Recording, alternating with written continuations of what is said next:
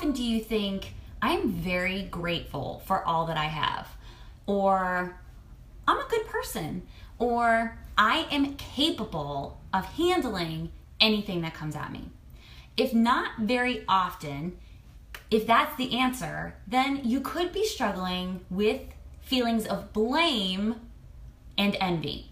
If you're struggling to identify the good in your life right now, this could be why you're struggling. For those that don't know me, my name is Shannon Wooten, and I am a lifestyle infertility specialist.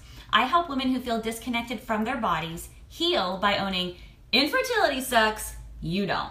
So I'm wearing my Hall & Oates shirt today, guys, because when I think about envy and all of the nonsense that it brought to my life during my struggle with infertility, I think about Hall & Oates because they're like, I can't go for that, no can do. I think about Hall & Oates, and I'm just gonna come out and say it. When facing a struggle, envy can serve as that hairy, scary monster that sits on your shoulder and holds you back from doing all the things that are, number one, good for you, and number two, they're gonna be healing. So in our struggle with infertility, I envied everyone and anyone who could get pregnant and have kids. And I affectionately labeled them as breeders. And I did that because I envied them because I couldn't have kids. And so all I could do in my struggle was be consumed by my obsession of what I couldn't have. I envied everything about pregnant people and having children. I envied everything from simply having a positive pregnancy test to being one of those people that like takes a picture of their belly and is like, my baby is the size of a Chipotle burrito, and posts it on Facebook. I envied all of those things. And in our struggle, placing great importance on things that elude us, it makes sense, right? It makes sense because we're trying so hard to achieve something and it's just outside of our grasp. No matter the effort, we can't do it. And by envying the lives of those who have the things that we want, have the things that we're striving for, does no good for you. I can't go for that, no. It does no good for you and can serve as a form of self-punishment or even blame.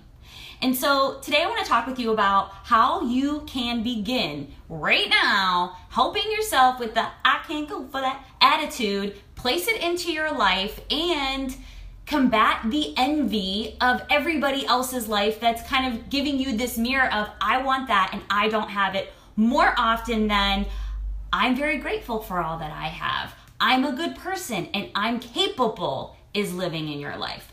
So number one is stop comparing yourself to everybody else and compare you to you and all that you have accomplished. Yes, you're in this struggle right now, but it does not sum up the whole of your life.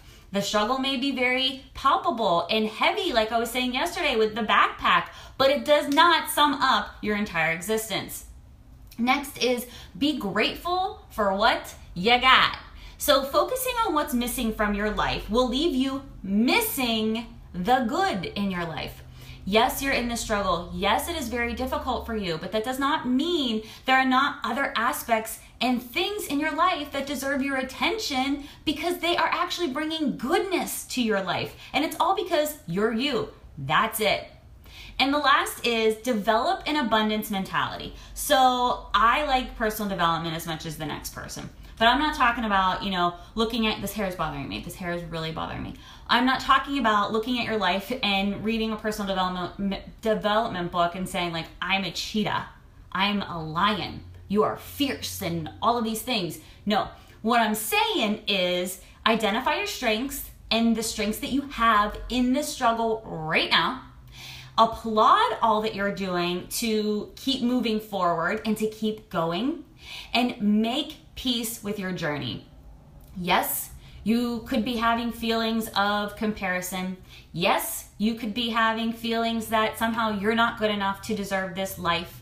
But if we are focusing more on all that we are right now, all that we're putting towards it to get through it, and the abundance that we have that's actually allowing us to get up every day an adult, like I'm talking, if you're in a struggle and you're paying your bills on time and you're going to work every day, applaud yourself for that. You're not living under a bridge. You haven't given up. You're continuing to move forward. Own that and embrace that as a mindset of abundance. You continue to move forward because you will yourself to do so, not anybody else. You're willing yourself to do it. embrace that. So ultimately, there is a lot of good in your life. And I know that the struggle is, it reminds me of Top Gun. Like, help me Oprah Winfrey, help me Tom Cruise. No, that's whatever that Will Ferrell movie is. But it reminds me of Top Gun when Tom Cruise is going around the corner in the car and it's just nothing but fog because there's been a crash.